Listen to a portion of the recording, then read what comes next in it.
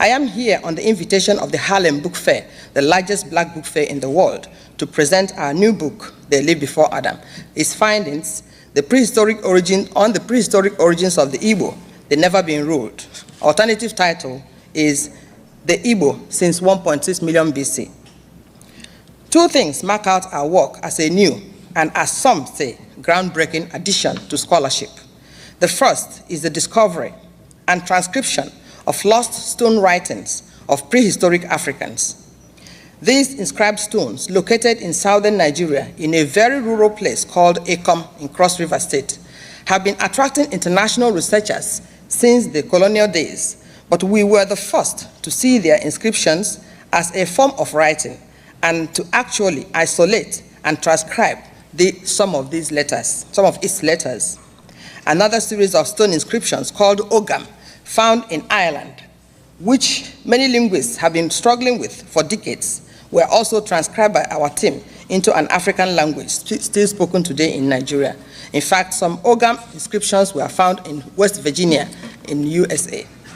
What we have found in the case of the inscribed monolith of southeastern Nigeria, the monolith of EE-boh, is that they contain two letters that were the foundation of proto-cuneiform, a writing system used in Mesopotamia or Sumer before 4000 BC.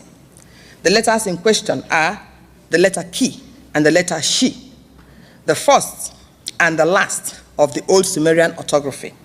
We also found some basic letters of early Egyptian hieroglyphics, such as the letters R and the letters N on the stones of EE-boh.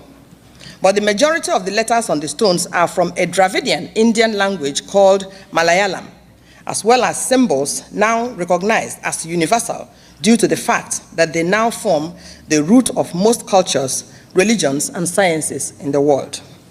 These include the cross, the spiral, the triangle, the circle, the concentric circle, and every other known geometric shape.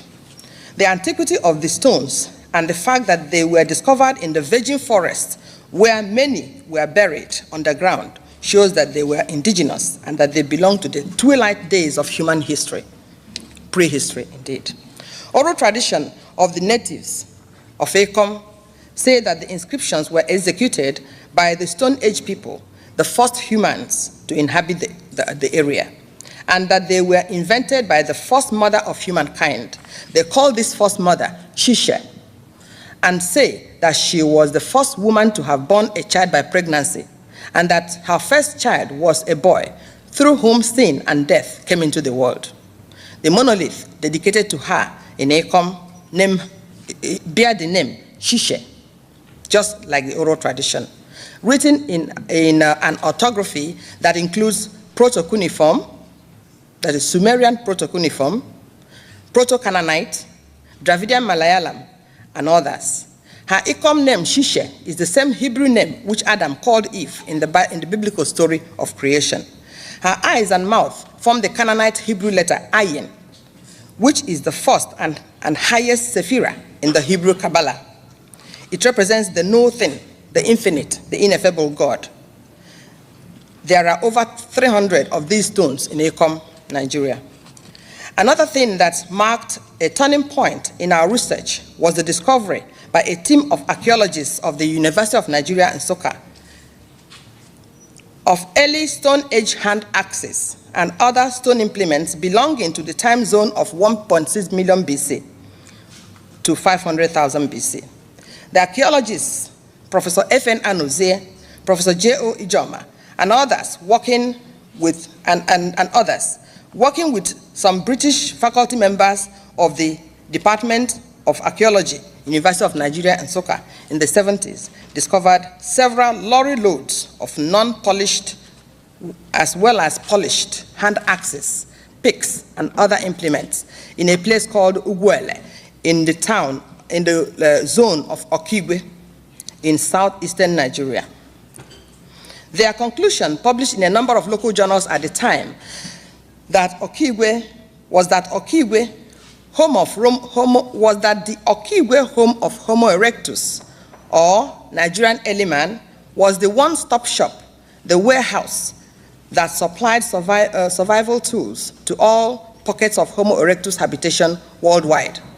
For us, this means that it was from Okigwe, prehistoric Nigeria, that the out of Africa migrations of early man took off to populate the 5 continents of the globe. More so because Homo erectus implements discovered all over the world all look like they were made in the same Okigwe factory. This was also the conclusion of the archaeologists. Our linguistic analysis of samples of words from a number of languages spoken in all 5 continents of the globe today confirm what several other linguists have long suspected and concluded, that mankind, as the Hebrew Bible says, spoke one language at the beginning. Our comparative linguistic analysis of words from many languages across the globe show that Igbo, the language group that includes Okigwe, the home of the Nigerian Homo erectus, was in fact spoken by the earliest inhabitants of countries as far-flung as Nigeria, Egypt, Mesopotamia, Turkey, India, China, Greece, United Kingdom, North America, South America, including the Greenland Eskimos. In fact, the 2 vernacular words that survived in Plato's description of Atlantis were found to be in sound and in meaning to have been directly derived from the Igbo language environment. So too were 90% of words used by Adam and his household, especially names of people and places and their meanings. Our research includes the origin and meanings of symbols used in every religion and sacred literature all over the world. In these, we found that Hebrew Bible, the Kabbalahs of the Hebrews and the Chinese, the Hindu Vedas and Ramayana, and the recently discovered Egyptian Christian Bible called the Nag Hammadi are of immense importance in revealing lost knowledge. Wherever we looked, we found evidence confirming the claims by geneticists who have been conducting mitochondrial DNA research in 4 leading universities here in USA, that all mankind came from sub-Saharan Africa, that Eve and Adam were black Africans.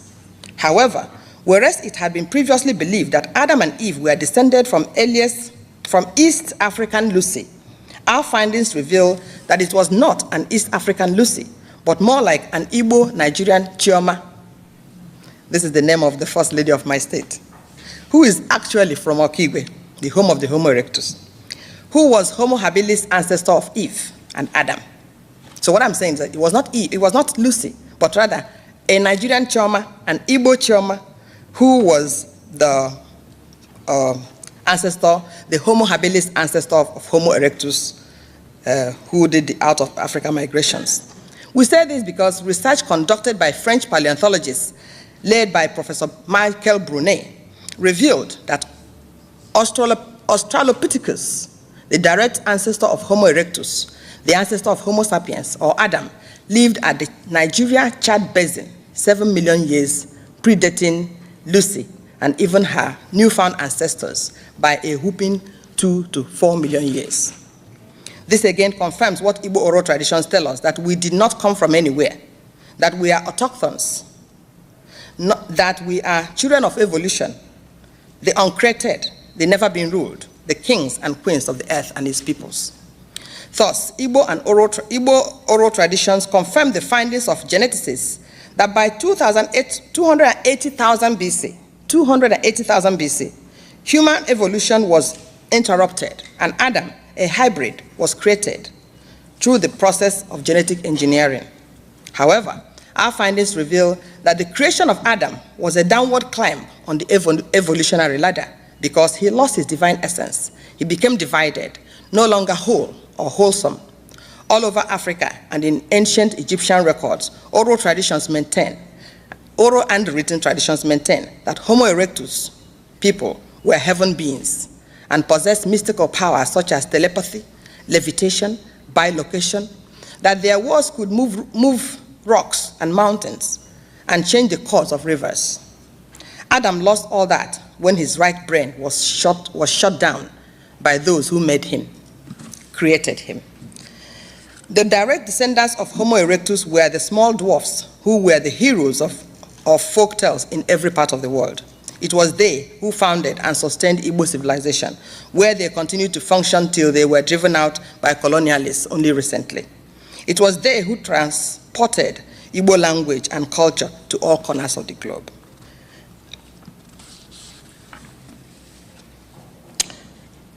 Therefore, we say that the things falling apart, which you read about in Chinua Achebe's Things Fall Apart, to whom this publication, The Leaf Before Adam, is dedicated, refers to the falling apart not only of the Igbo of the colonial period, but of the prehistoric Igbos, the ancestors of mankind. Adam, who was taken from his Nigerian ancestry and moved and changed and altered and made to become less than his ancestry. The significance of the research work, this research work confirms both theories of evolutionism as well as creationism. That these two theories played some part in the development of the human species. That indeed mankind is one family, and black Africans are the oldest ancestors of humankind, and the first to be called Homo. That the lost paradise of Eden was an African location. That in fact, it was a West African and Nigerian location, and that the solutions to the problems created by modernity through the fall of Adam are to be sought in Black Africa. Thank you so much. God bless you.